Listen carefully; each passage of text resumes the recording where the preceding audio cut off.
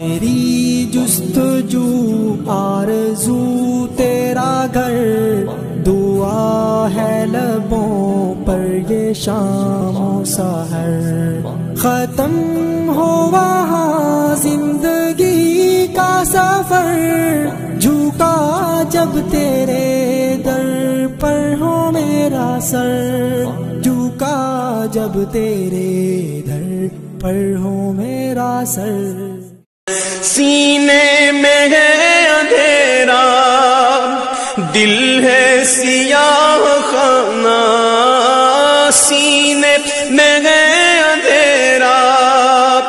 دل ہے سیاہ خانہ۔ اعوذ باللہ من الشیطان الرجیم، بسم اللہ الرحمن الرحیم، الحمدللہ رب العالمین، الصلاۃ والسلام وتحیۃ والاکرام علی سید الانبیاء والمرسلین ابی القاسم مصطفیٰ محمد وعلی آلہ الطیبین الطاہرین المعصومین المظلومین واللعنۃ الدائمۃ علی اعدائہم اجمعین، اما بعد، فقد قال الامام حسین علیہ الصلاۃ والسلام: الہی انا الفقیر فی غنایہ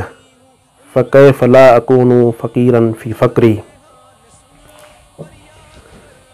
امام حسین علیہ الصلاۃ والسلام نے صحرائے عرفات میں جو دعائے عرفہ پڑھی، اس کے معارف بے انتہا ہیں، لیکن ان معارف میں سے ایک دو جملے اور ان جملوں کا جو پیغام ہے وہ آپ کی خدمت میں پیش کرنا چاہتا ہوں۔ دیکھیں، امام حسین علیہ الصلاۃ والسلام نے دعائے عرفہ میں ایک چیز جو پیش کی ہے وہ یہ ہے کہ خدا اور بندے کے درمیان میں مقایسہ، ایک طرف سے خدا کی ذات ہے، ایک طرف سے اس کا بندہ ہے۔ البتہ امام حسین علیہ الصلاۃ والسلام کے بعض جملات ایسے ہیں کہ اس میں امام حسین علیہ الصلاۃ والسلام ان جملات میں کن چیزوں کی نسبت اپنی طرف دیتے ہیں لیکن ہمیں سکھانے کے لیے، کیونکہ بعض چیزیں ایسی ہیں کہ جو امام حسین علیہ الصلاۃ والسلام کی ذات ان چیزوں سے بہت ہی برتر و بالا ہے، لیکن ہمیں سکھانے کے لیے خدا سے ارتباط برقرار کرنے کا جو طریقہ ہے وہ طریقہ کیسا ہونا چاہیے، یہ چیز یاد دلانے کے لیے امام صلی اللہ علیہ وسلم نے بعض جملات اس طرح سے کہے ہیں، اور معصوم کی زبان سے جو جملات استعمال ہوتے ہیں ان کا ہم کبھی انکار نہیں کر سکتے، اگرچہ ہو سکتا ہے کہ ہماری عقل سے وہ بالا تر ہوں، ہماری فہم سے وہ بالا تر ہوں، لیکن بہرحال اگر وہ جملات ہماری فہم سے بالا تر ہیں تو اس کا مطلب یہ نہیں ہے کہ امام نے وہ جملات نہیں فرمائے، نہیں، ہم نے دقت کرنی ہے، ہم نے ان کی تحقیق کرنی ہے، ہم نے ان کے بارے میں علماء کی طرف رجوع کرنا ہے، اور ان الفاظ کی جو شرح ہے، جو وضاحت ہے، جو علماء نے ان جملات کی ہے، ان توضیحات کی طرف ہم نے ضرور نگاہ کرنی پڑے گی، ورنہ جو حقیقی معرفت ہے خدا کی وہ ہم حاصل نہیں کر سکیں گے۔ اور جملات بھی ایسے ہیں کہ واقعاً جو معرفت آمیز جملات ہیں۔ ایک جملہ کہ جو امام علیہ السلام نے فرمایا ہے اور سرنامہ کلام میں بھی میں نے اس کو پڑھا، کیا فرماتے ہیں کہ الہی انا الفقیر فی غنایہ، خدایا میں اپنی تمنگری میں بھی محتاج ہوں، اگر میں تمنگر ہوں تو اس میں بھی میں محتاج ہوں، تیرا محتاج ہوں۔ فکیف لا اکون فقیرا فی فقری، اگر میں اپنی تمنگری میں تیرا محتاج ہوں تو اگر میرے اندر کوئی فقر پایا جائے تو اس میں کس طرح سے محتاج نہیں ہوں گا۔ یعنی امام صلی اللہ علیہ وسلم یہ سمجھانا چاہتے ہیں کہ اگر انسان غنی بھی ہو جائے کسی بھی حوالے سے، دنیاوی رزق و روزی کے حوالے سے، علم کے حوالے سے، یا خدا کی کسی دوسری نعمت کے حوالے سے خود میں بے نیازی محسوس کرے، تو اس میں وہ غرور کا شکار نہ ہو، کیونکہ جب وہ محتاج ہے تو خدا کی ذات کا محتاج ہے۔ اگر اس میں بے نیازی آ گئی ہے تو یہ نہ سمجھے کہ بے نیازی خود میری طرف سے ہے، خود میں اس طرح سے اس دنیا میں زندگی گزار رہا ہوں کہ اب مجھے کسی کی ضرورت نہیں ہے۔ یہ انسان کو نہیں سوچنا چاہیے۔ قرآن مجید میں بھی اس کی طرف اشارہ کیا ہے کہ ان الانسان لیطغی ان رآہ استغنی۔ یہ انسان کی فطرت ہے کہ انسان جب خود کو غنی دیکھتا ہے، خود کو بے نیاز محسوس کرتا ہے تو سرکشی کرنا شروع کر دیتا ہے، خدا کی نافرمانی کرنا شروع کر دیتا ہے۔ یہ فرعون، یہ شداد، یہ نمرود، یہ کیوں سرکش ہوئے؟ کیوں خدا کا انکار کرنے لگے؟ اس لیے کہ انہوں نے خود کو غنی محسوس کیا، بے نیاز محسوس کیا۔ لیکن امام صلی اللہ علیہ وسلم ایک عظیم پیغام دیتے ہیں کہ دیکھیں، اگر غنی بھی ہو جائیں تو اس غنا میں تو آپ محتاج ہیں خدا کے، لیکن اگر فقیر ہو جائیں تو اس فقر میں بھی آپ خدا کے محتاج ہیں۔ اس جملے میں امام صلی اللہ علیہ وسلم ایک پیغام دینا چاہتے ہیں کہ آپ اگر غنی ہو جائیں تو اس میں غرور کا شکار نہ ہوں، کیونکہ فقیری میں تو آپ محتاج ہیں، لیکن اگر غنی ہو گئے ہیں تو اس میں بھی آپ خدا کے محتاج ہیں، کیونکہ یہ فیض جو دیا ہے وہ آپ کو خدا نے دیا ہے، یہ نعمات جو دیے ہیں خدا نے دی ہیں آپ کو۔ ایک اور جملہ جو امام علیہ السلام فرماتے ہیں کہ الہی انا الجاہل فی علمی فکیف لا اکون جہولا فی جہلی۔ خدایا میں اپنے علم میں بھی جاہل ہوں، جب اپنے علم میں جاہل ہوں تو اپنی جہالت میں کیسے جاہل نہیں ہو سکتا؟ یعنی میرے پاس جو علم ہے اس علم کے ہوتے ہوئے بھی میں جاہل ہوں۔ البتہ میں نے شروع میں بھی ایک اشارہ کیا کہ بعض چیزیں ائمہ علیہ السلام ہمیں سکھانے کے لیے پیش کرتے ہیں، لیکن یہ تو علم لدنی کے مالک ہیں، لیکن ہمیں سکھانے کے لیے۔ اور دوسری چیز یہ ہے کہ امام صلی اللہ علیہ وسلم کا خطاب جو ہے وہ کس ذات سے ہے؟ اس ذات سے ہے کہ جو امام حسین کا خالق ہے،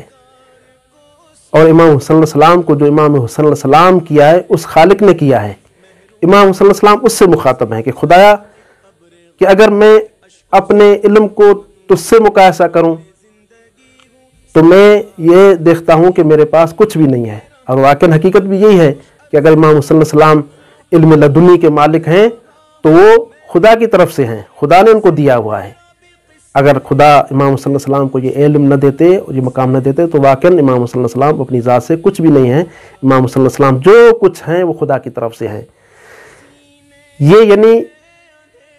امام حسین علیہ السلام ایک طرف تو ہمیں متوجہ کرنا چاہتے ہیں کہ آپ کبھی اپنے علم پہ غرور نہ کریں، اپنی دانش پہ غرور نہ کریں۔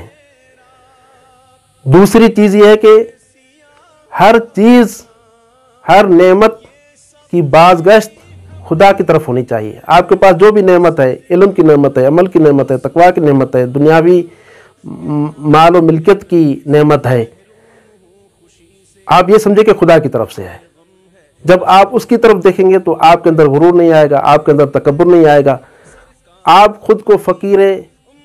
مطلق محسوس کریں گے، اس ذات کو غنی مطلق محسوس کریں گے۔ خود انسان کے اندر جو رذائل اخلاقی پیدا ہوتی ہیں وہ بھی اس بات کی وجہ سے کہ وہ انسان خود کو سمجھنے لگتا ہے، وہ سمجھتا ہے کہ جو کچھ میرے پاس ہے میری طرف سے ہے۔ اور یہی امام علیہ السلام کا طریقہ کار۔ پھر امام صلی اللہ علیہ وسلم ایک جگہ پہ آ کے مقایسہ کرتے ہیں، خدا تو کیا ہے اور میں کیا ہوں، اور بہت سارے جملات ہیں اس میں، تقریباً 10-15 جملات ہیں کہ جس میں امام صلی اللہ علیہ وسلم یہ مقایسہ کرتے ہیں، یا مولا انت الذی مننت، اے میرے مولا تو ہے کہ جس نے مجھ پر احسان کیا، انت الذی انعمت، تو ہے وہ ذات کہ جس نے مجھ پر نعمت نازل کی، انت الذی احسنت، تو ہے کہ جس نے مجھ پر احسان کیا، انت الذی افضلت، تو ہے کہ جس نے مجھے فضیلت دی، انت الذی اکملت، تو ہے کہ جس نے مجھے کمال دیا۔ اس طرح کے یہ جملات ہیں اور جملات بھی ہیں،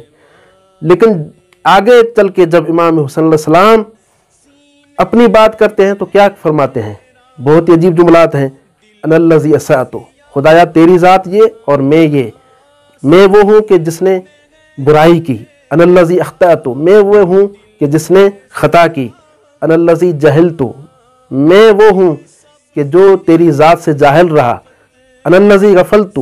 میں وہ ہوں کہ جس نے غفلت کی۔ اور اس طرح سے آگے امام صلی اللہ علیہ وسلم خدا اور بندے کے درمیان میں ایک مقایسہ پیش کرتے ہیں۔ تو دیکھیں امام صلی اللہ علیہ وسلم نے خدا اور بندے کے درمیان میں جو مقایسہ کیا ہے اس میں کیا پیغام دینا چاہتے ہیں، اور آج یہ پیغام ہماری قوم کے لیے بہت ہی اہم پیغام ہے کہ واقعاً ان معارف میں دقت کریں کہ امام صلی اللہ علیہ وسلم یہ پیغام دینا چاہتے ہیں کہ ذات خدا کے علاوہ کچھ بھی نہیں، اگر کوئی اس دنیا میں ہے بھی صحیح، کوئی کسی مقام پہ فائز ہے، کوئی کسی مقام پہ پہنچا ہوا ہے تو وہ بھی خدا کی طرف سے، یعنی یہ بتانا چاہتے ہیں کہ خدا کی معرفت احساسات کے ذریعے سے حاصل نہیں کی جا سکتی، خدا کی معرفت حاصل کرنے کے لیے عقل چاہیے۔ ہمیشہ خدا کی معرفت عقل کے ذریعے سے ہوا کرتی ہے، اور خداوند متعال نے قرآن مجید میں بار بار اس لیے ایسے الفاظ استعمال کیے ہیں کہ جو تعقل کی معنی دیتے ہیں، جو تفکر کی معنی دیتے ہیں، جو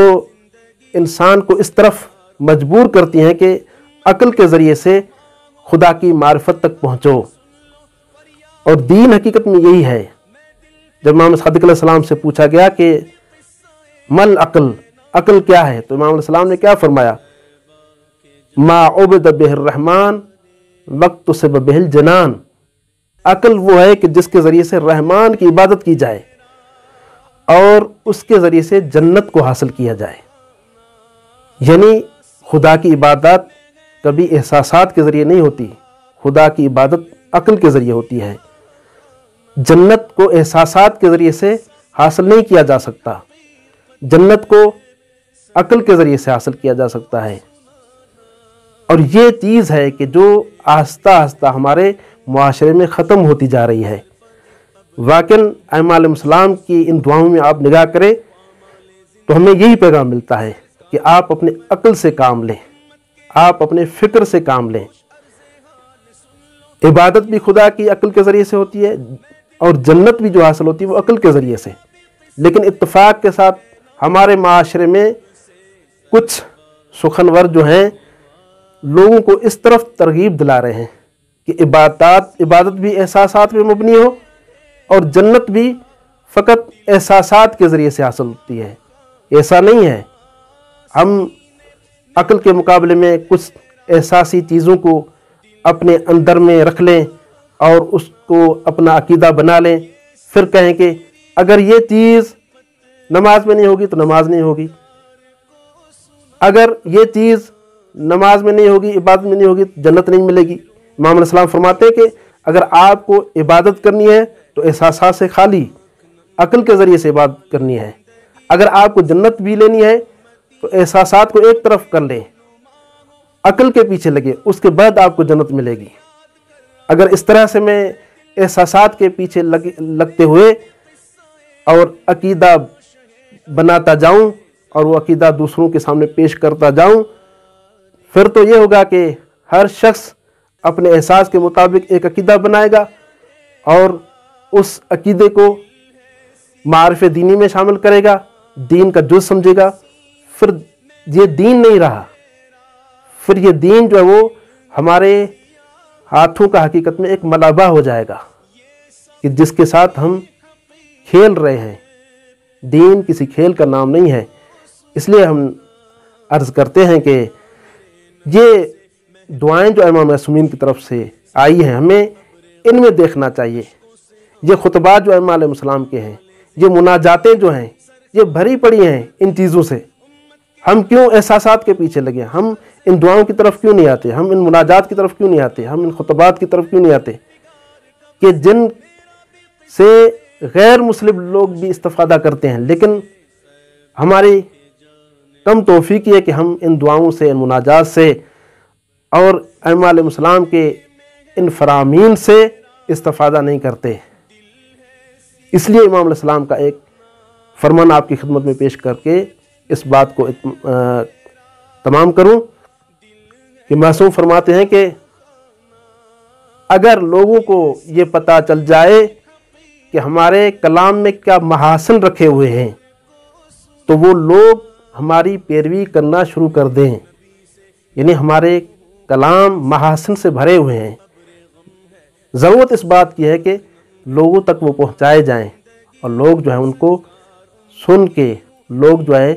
ان کو اپنے ذہن میں رکھ کے جو دین کی حقیقی معرفت ہے وہاں تک پہنچیں۔ خداوند عالم سے دعا ہے کہ ہمیں ائمہ علیہ السلام کی حقیقی معرفت حاصل کرنے کی توفیق نصیب کرے، اور ائمہ معصومین نے یہ جو معارف بیان کیے ہیں دعاؤں اور مناجات میں، ان سے صحیح معنی میں استفادہ کرنے کی توفیق نصیب کرے۔ والسلام علیکم ورحمۃ اللہ وبرکاتہ۔ میری جستجو آرزو تیرا گھر، دعا ہے لبوں پر یہ شام و سحر، ختم ہو وہاں زندگی کا سفر، جھکا جب تیرے در پر ہو میرا سر، جھکا جب تیرے در پر ہو میرا سر۔